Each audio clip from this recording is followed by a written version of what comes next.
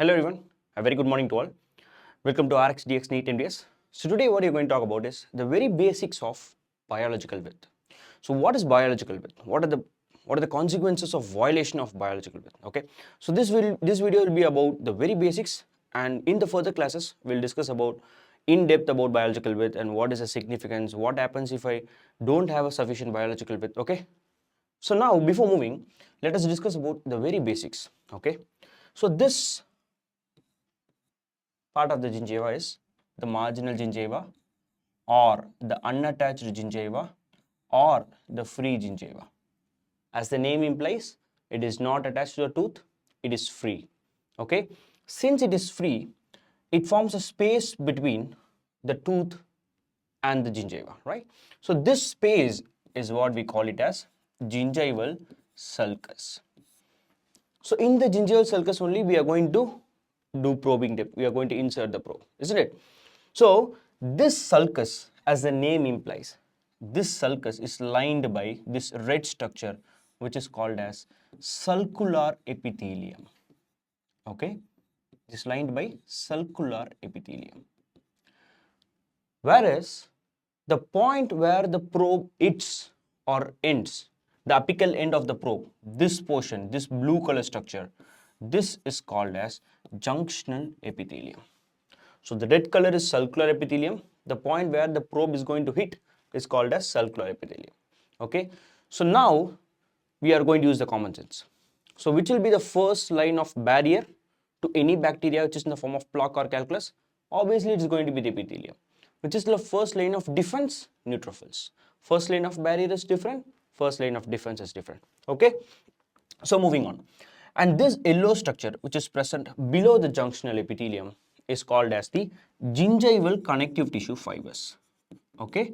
Gingival connective tissue fibers. This structure, violet structure, is called as periodontal ligament connective tissue fibers. I hope this is clear. This is the very basics. Okay. So junctional epithelium,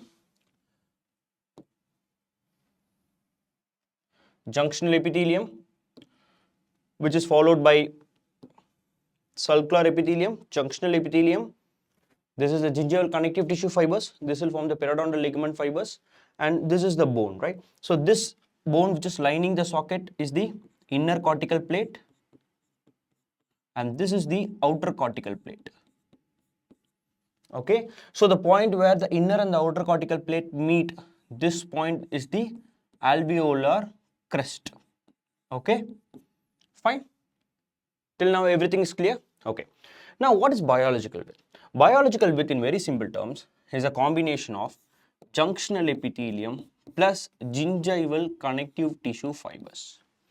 Okay, so junctional epithelium is approximately 0.97 mm, whereas the gingival connective tissue fibers is 1.07 mm. So obviously the biological width is going to be 2.04 mm with variations of 1.7 to 2.4 mm. Okay, now this is very basics. I think most of you would have been aware of it.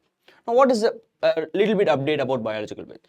The biological width term has been removed in 2017 classification, and you're not going to see any questions with the term biological width. Okay, instead what you're going to see is the term supracrestal tissue attachment.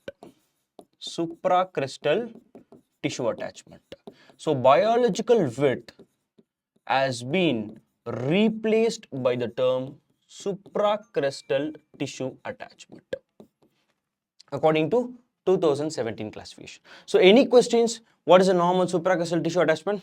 You're not going to do any mistake from now on, right? Okay, now what happens when I going to violate the biological width, or when I'm not going to have sufficient amount of biological, say for example when I'm having deep caries, or when there is insufficient crown height? So that is what I'm going to perform a procedure called as crown lengthening. So what is the significance of biological width?